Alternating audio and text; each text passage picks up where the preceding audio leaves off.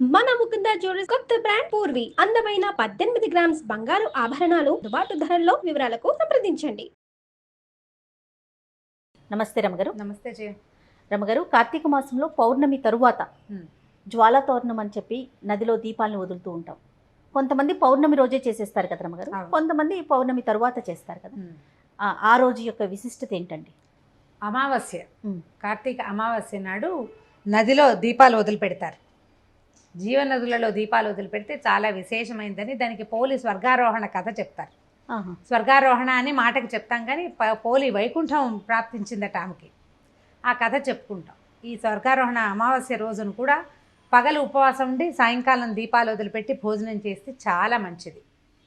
అమావాస్య నాడు పూర్తి ఉపవాసం ఉండే పద్ధతి కూడా ఉంది. పౌర్ణమి అమావాస్య 2 తిథులు, 2 ఏకాదశులు తప్పకుండా ఉపవాసం ఉండాలి పూర్తి రోజంతా. పౌర్ణమి నాడు రోజంతా ఉపవాసం ఉండి పాడ్యమి నాడు భోజనం చేయటం, అమావాస్య నాడు కూడా పూర్తి ఉపవాసం ఉండి మార్గశిర శుద్ధ పాడ్యమి నాడు భోజనం చేయటం, ఈ వ్రతాన్ని ముగించటం అన్నమాట.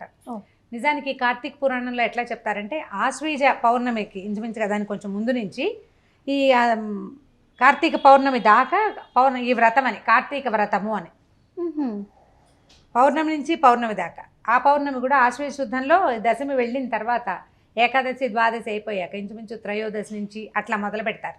మొదలుపెట్టి నెల రోజుల పాటు ఏకభుక్తము, భూశయనము, నిత్య నదీ స్నానము, అభిషేకాదులు, కార్తీక పురాణ శ్రవణం అవన్నీ ఒక నెల అని అందులో చెప్పబడింది. అయితే మన విధానం ఏమిటి? అమావాస్య నుంచి అమావాస్య దాకా, అమావాస్యల పొంగానే పాడ్యం మొదలవుతుందా అక్కడి నుంచి మన నెల మొదలు, మన లెక్క అది కదా. అవునండి. అందుకని మనం ఏం చేస్తాం, పాడ్యమి నాడు మొదలుపెట్టి పాడ్యమి దాకా చేయటం, అమావాస్యతో ముగించకూడదు.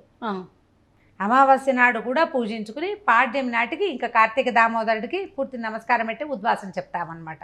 ఇంకా వెళ్ళరానైనా వచ్చే నెల నుంచి ఇంకో 4 రోజులు పోతే ధను సంక్రమణం అవుతుంది. సంక్రమణం వస్తుంది కదా. ధనుస్సు రాగానే మనం ఏం చేస్తాము, మార్గశిర మాసంలో మన ఏమంటారు ధనుర్మాసం మొదలు పెట్టుకుంటాం. ధను సంక్రమణమే అది. ఇందులో నుంచి అందులోకి మారతాడు సూర్యుడు. అక్కడి నుంచి మన కొత్త నెలగంటు పెట్టడం అంటాం కదా. ఆ నెలగంటు దాకా కొంచెం కాస్త చిన్న గ్యాప్ వస్తుంది. సంక్రమణానికి పాడ్యంకి చిన్న తేడా ఉంటుంది కదా. ఇక్కడ దాకా ఈ వ్రతం చేసుకోవటం. అందుకని అమావాస్య నాడు జ్వాలమాలికలు అంటే దీపమాలికా సమర్పణం. కార్తీక దామోదరుడికి నీటిలో వదిలిన దీపాలు చాలా ప్రీతి. శివాలయంలో దీపం పెట్టడం శివప్రీతికి, అభిషేకాదులు శివప్రీతికి. శివాలయంలో జ్వాలా తోరణం చేస్తారు పౌర్ణమి నాడు. అవును, జ్వాల వెలిగిస్తే దాని కింద నుంచి స్వామివారితో పాటు వెళ్తాం. ఇది శివప్రీతి అయితే, ఈ దీపమాలికా సమర్పణము విష్ణు ప్రీతి కోసం సమర్పిస్తాం. చాలా బాగుంటుంది కథ. పోలి అని ఒక అమ్మాయి, పోలమ్మ అన్నమాట. మనం చూస్తుంటాం, వింటాం, పోలమ్మ, పోలాలు అలాంటి పేర్లు వింటాం. ఆ పోలేరమ్మ మీద నుంచి పోలేరమ్మ ఉంది కదా. అవునండి. మనకి గ్రామ కావలి శక్తి. ఈ పోలి కూడా అదే పేరులోంచి వచ్చింది. పోలి కథ చెప్పుకుని దీపాన్ని వదిలిపెట్టాలట. మనకి జీవనదులు లేవు, ప్రవహించే నదీ ప్రవాహం లేదు, ఇళ్లలోనే నీటి తొట్టెల్లో అయినా సరే జ్వాల నీటిలో కదలటం. ఇప్పుడు ఈ నెలలో నీళ్ళల్లో గంగ ఉంటుందని చెప్పుకుంటాం కదా. ఆ గంగాదేవికి నమస్కారం చేయటం. ఈ నెలలో ఎలాంటి ప్రవాహాన్ని ఇచ్చి మమ్మల్ని పునీతుల్ని చేసావో అదే ప్రవాహం సంవత్సరమంతా ఇవ్వమని దండం పెట్టడం. సంవత్సరం అంతా మేము ఎక్కడ స్నానం చేసినా ఆ తీర్థము పుణ్యతీర్థంగా ఉండాలని ఆమెకి నమస్కారం చేయటం. గంగా నదికి నమస్కారం, దీపం పెట్టడం వల్ల లక్ష్మీదేవికి నమస్కారం, ఈ నీళ్లలో దీపాన్ని వదలటం వల్ల విష్ణువుకి ప్రీతి. కార్తీక దామోదర ప్రీత్యర్థం, కార్తీక మాసం శివ ప్రీత్యర్థమే. ఇన్ని నెలంతా మనం ఉపవాసాలు, అభిషేకాలు చేసాం. ఇట్లా 4 దేవి దేవతలకి ప్రీత్యర్థమే ఈ చివరి రోజున ఇచ్చేటువంటి దీపమాలిక. మనం ఇంట్లో దీపారాధన చేసుకోవచ్చు. ఓ చిన్న తొట్టెలోనో, ఓ బకెట్లోనో, కాస్త పెద్ద టబ్లోనో నీళ్ళు నింపి దాంట్లో దీపాన్ని, ఆ దీపం ఏంటంటే ప్రమిదలు పెడితే మునిగిపోతాయి. అందుకని ఏం చేస్తాం, మనం మన అరటి దొన్నెల్ని చిన్న చిన్న డిప్పల్ని తెచ్చుకుని దాంట్లో చిన్న హోల్స్ చేసి కాస్త అంత ఆవు నేతితోటి ఒక ఒత్తిని వెలిగించి వదిలిపెడతాం. ఆ నీళ్ళు కదులుతూ ఉంటే నీళ్ళలో కదులుతుంటే ఒక సంతోషంగా కూడా ఉంటుంది. చూడు, మనకి మనం పెట్టిన దీపం నడిచి వెళ్ళిపోతుంటే, పారుతూ ఉంటే, ప్రవాహాల్లో వెళ్తుంటే మరీ ఆనందంగా ఉంటుంది. దూరం నుంచి ఆ జ్వాలామాలికను చూసి దండం పెట్టిన ఒక అనిర్వచనీయమైన ఆధ్యాత్మిక అనుభూతి. దానికోసమైనా ఇవి చేసుకోవాలి. మనం పద్ధతులు మానేయకుండా కొంచెం అవకాశం ఉన్నప్పుడు చేసుకోవచ్చు కదా. పోలి స్వర్గారోహణ కథ చెప్దాం. పూర్వము ఒక చాకలి వాళ్ళ కుటుంబం ఉండేదట. అయితే ఏంటంటే ఆయన భార్య పేరు మాలి. చాలా పోట్లాటకోరు, గయ్యాళిది. వాళ్ళకి 4 కొడుకులు ఉన్నారు. 4కి పెళ్ళిళ్ళు చేశారు. పెద్ద కోడళ్ళు 3 అత్తగారికి తోడుపోయిన వాళ్ళే. అంతలో పోట్లాడుకుని అంతలో మాట్లాడుకుంటూ ఉండేవాళ్ళు. ఆఖరి కోడలు కొంచెం మెతకది, బాగా పనిమంతురాలు, కొంచెం భక్తి, దేవుడు, పూజ, మర్యాదగా ఉండటము, పోట్లాడకపోవటం, మితభాషి, మెతకదనం చాలా ఉన్నాయన్నమాట. అన్నీ మంచి లక్షణాలే. వీళ్ళతోటి కలవదు అమ్మాయి. అయితే వీళ్ళు ఏం చేసేవాళ్ళు అంటే తమ పనిని మెతకవాళ్ళు ఉంటే మెత్తటి వాళ్ళు చూస్తే మొత్తబుద్ధి అవుతుంది కదా, అన్ని పనులు ఆ అమ్మాయితోటే చేయించేవాళ్ళు. ఆ పోలి, ఆ పిల్ల పేరు, ఆ పోలితోటే పనులన్నీ చేయించేవాళ్ళు. ఎప్పుడు అదే సిద్ధాంతంగా ఉంటుంది అనమాట. ఏదైనా చిన్న చిన్న తేడాలు ఏమైనా రాగానే కొడుక్కి చెప్పి వాడితో కొట్టించేవాళ్ళు. భర్తతో దెబ్బలు తినేది, కానీ పెద్దవాళ్ళు ఏమైనా చెప్తే మాట వినేది. భర్త మాట కూడా విని నిదానంగా ఉండేదన్నమాట. కొంచెం దైవభక్తి ఎక్కువ, దేవుడికి దండం పెట్టుకునే విధానం ఎక్కువ ఉందన్నమాట. అయితే ఓ సంవత్సరం కార్తీక మాసం వచ్చింది. ఆమె పెళ్ళైన తర్వాత ముందంతా ఆ పుట్టింట్లో ఉంది. ఈ కార్తీకానికి ఆమె ఇక్కడే ఉంది. అయితే ఏమైంది, ఊళ్ళో జనమంతా ఏం చేసేవాళ్ళు, పక్కనున్న కృష్ణానది తీరానికి వెళ్ళి అక్కడ స్నానాలు చేయటం, దీపారాధన చేసుకోవటం. కొంతమంది నెల రోజులు వెళ్ళి కృష్ణా తీరంలో ఉండేవాళ్ళు కూడా ఉన్నారు. వీళ్ళు రజకులు కదా, బట్టలు ఉతికేవాళ్ళు. వీళ్ళు ఏం చేస్తారంటే బట్టలు నది దగ్గరికి తెచ్చిచ్చే మనిషిని ఏర్పరచుకుని వీళ్ళు నదీ తీరంలోనే ఉండిపోతారు. అక్కడ బట్టలు ఉతికారేస్తారు, సాయంకాలం దీపం పెట్టుకుంటారు, పొద్దున సాయంత్రం నదీ తీరంలో స్నానం చేయటం, దీపం పెట్టుకోవడం. బట్టలు వాళ్ళు తేవక్కర్లా ఇవ్వక్కర్లా, వాళ్ళు అక్కడ ఉండిపోవచ్చు అనమాట. వీళ్ళు ఏం చేశారు, అత్త కోడళ్ళు, పెద్ద కోడళ్ళు 3 అత్తగారు కలిసి కృష్ణానది తీరానికి వెళ్ళిపోయారు. ఈ అమ్మాయికి ఇల్లు అప్పచెప్పారు. ఇంట్లో కాస్త గొడ్లు ఉన్నాయి, గొడ్డు గోద, నెయ్యి, వెన్న, మిగడ, పాలు చేయాలి కదా, గొడ్లు ఉన్నాయంటే పని చేయాలి. ఈ అమ్మాయికి ఈ పని అప్పచెప్పారు. నదీ తీరానికి వెళ్ళే అవకాశం అమ్మాయికి రాల.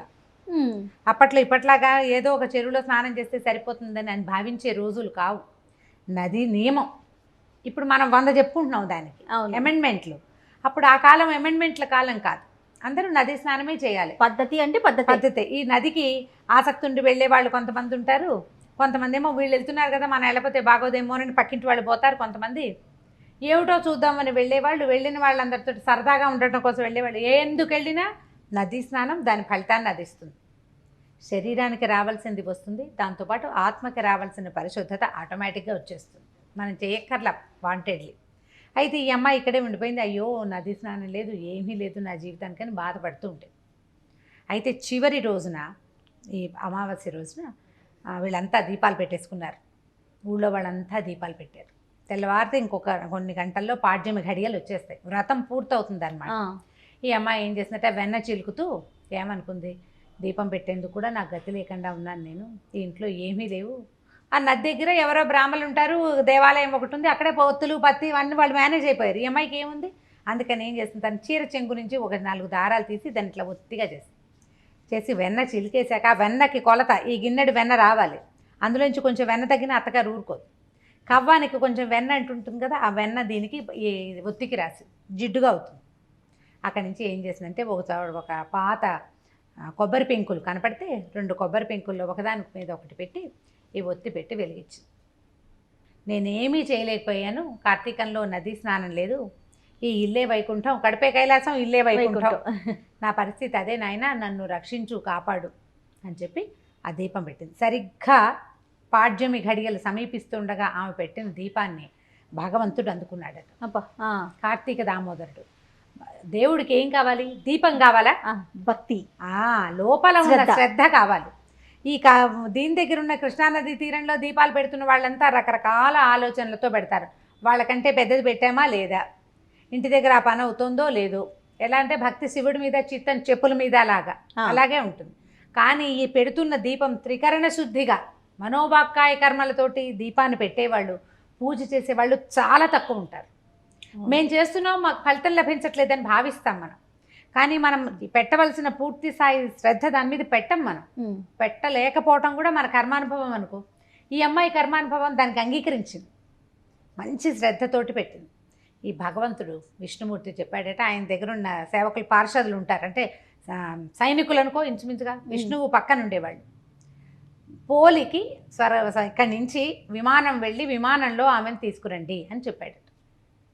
అయితే ఈ పాడ్యమి నాడు దీపం పెట్టిన కాసేపటికల్లా వైకుంఠం నుంచి విమానం వచ్చింది. విమానం వచ్చేసరికల్లా ఈ అమ్మాయి ఆశ్చర్యపోయింది. దామ్మా నేను సశరీరంగా విష్ణుమూర్తి తీసుకురమ్మన్నాడని ఆయన ఇట్లా ఎక్కించుకున్నాడట.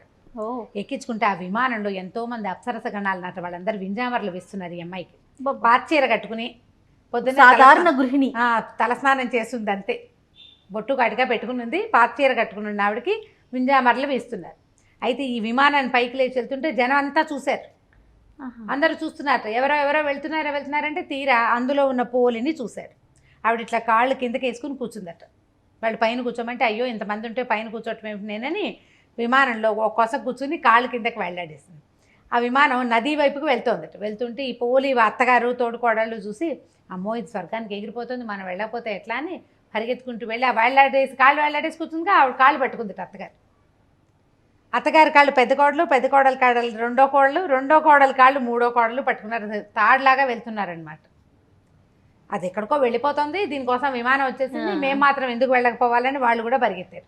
వెళ్ళేసరికల్లా ఈ విష్ణు పార్షదుడు ఎవరైతే ఈ పోలిని తీసుకెళ్ళడానికి వచ్చాడో ఆయన ఈ అమ్మాయిని వాళ్ళు పెట్టిన ఇబ్బందులు, కనీసం ఒక్క పూట కూడా నది స్నానానికి నోచుకోనివ్వకుండా చేసిన వాళ్ళ మనస్తత్వాలు, దానివల్ల ఆయన ఏం చేశాడు, ఈ కాళ్ళు పట్టుకుని అత్తగారి చేతుల మీద కొట్టాడు ఒక దెబ్బ.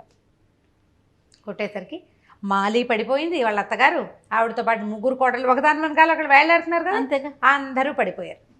పడిపోతే వాళ్ళ కోసం యమభట్లు వచ్చారు. ఈ విష్ణు పార్షదులు మాత్రం పోలిని స్వర్గారోహణ చేయించేశారు, వైకుంఠానికి తీసుకెళ్ళిపోయారు. స్వామి సమక్షంలో ఎప్పటికీ అక్కడే ఉండిపోయిందట ఆమె.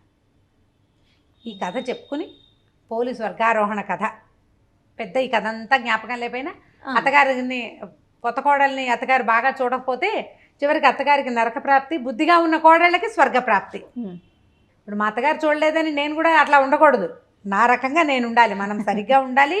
వాళ్ళకి రావాల్సిన చెడు వాళ్ళకి వస్తుంది, నీకు కావాల్సిన మంచి నీకు వస్తుంది. ఆ కథలో అదే చెప్తారు, ఎవరిది వారికే. వాళ్ళలాగా మనం మారిపోకూడదు, మంచిగా మారగలిగితే మారు, చెడుగా మాత్రం మారకూడదు. ఈ కథ చెప్పుకుని అక్షింతలు వేసుకుని ఆ దీపమాలిక సమర్పణ చేస్తే దీంతో కార్తీక మాసం పూర్తిగా వెళ్ళిపోతుంది. నమస్తే, చాలా బాగుంది కథ కూడా. నమస్తే.